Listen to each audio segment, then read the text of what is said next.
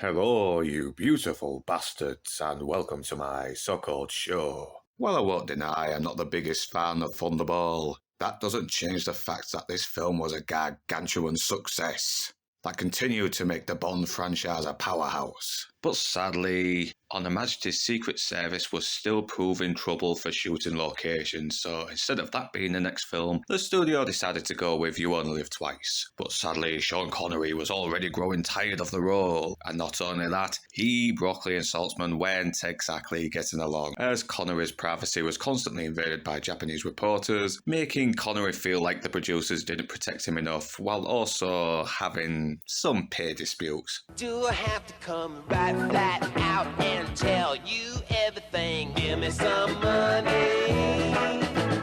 Give me some money. And it led dear old Sean to retire from the role after the product was finished. So, slutty ladies and not so gentlemen, let's take a look at You Only Live Twice. Released in June 1967, You Only Live Twice starts off with a NASA spacecraft being captured by a larger craft, leading the Americans to believe the Russians may be behind it, and to make things worse, Bond has been, killed in action. Sexual interaction. We're too late. Well, at least he died on the job. Oh my.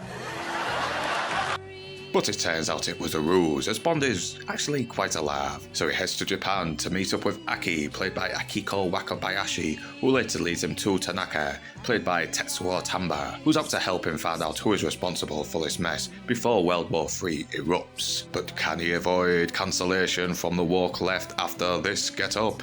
I'm sorry. No, no, no, no. Why? You Only Live Twice might be Bond at his most epic, at least in the Sean Connery movies, and while it's no Goldfinger, this manages to find the right balance between action-adventure, romance, comedy, and campiness. Tamba makes a great companion as Tanaka, showing Bond and the audience just how different Japan was to the West. Men always come first, women come second. Or sometimes not at all. He and Connery have great chemistry, and Aki manages to be a very likeable love interest. I think I will enjoy very much serving under you. Before she gets poisoned and replaced with Kissy. So, every cloud.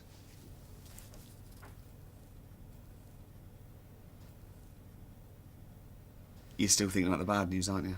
The set designs such as Blofeld's secret volcano base are absolutely insane, and yeah, Donald Pleasance is actually good as Blofeld, and as much as I like Blofeld more when he's hidden away behind the shadows, Pleasance still manages to be pretty creepy as the slap-headed maniac who loves stroking his favourite pussy. Phrasing! The blank stare, the scarred eye, the robotic voice further highlights what an unfeeling psychopath this guy is. And his motivation is simple. He just wants to rule the world. He wants money, and he wants Bond dead because he's a nuisance who keeps messing up his plans. Not some fucking whiny pussy with daddy issues.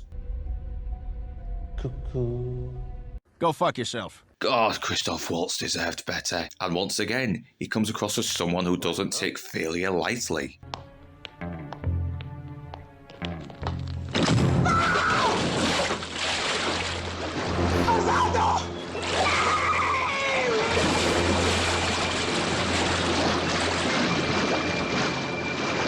Jesus. The action feels more polished with an intense fight scene Bond has with The Rock's grandfather. It's fast, intense, visceral, and Connery once again handles it like a pro. There's even a cool action scene with Little Nelly, a weird flying contraption that has all the cool Bond gadgets you'll ever expect in a Bond adventure. The fact that it's set in Japan before it became the technological powerhouse we would know it as was a good idea, and having Bond be the fish out of water, but still adapting to their ways.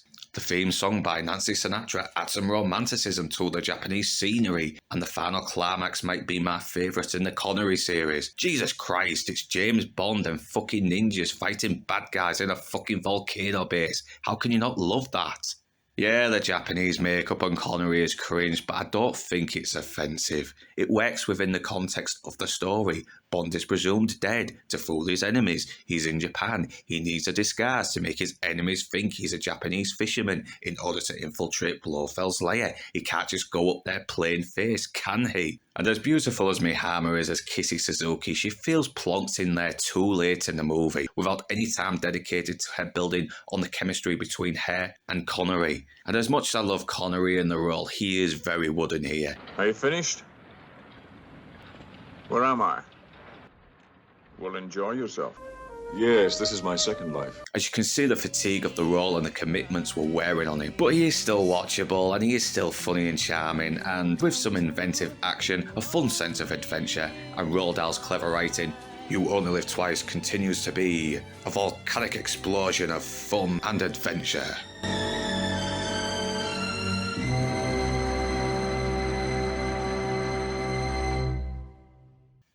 And that was You Only Live Twice. Next up, on Her Majesty's Secret Service.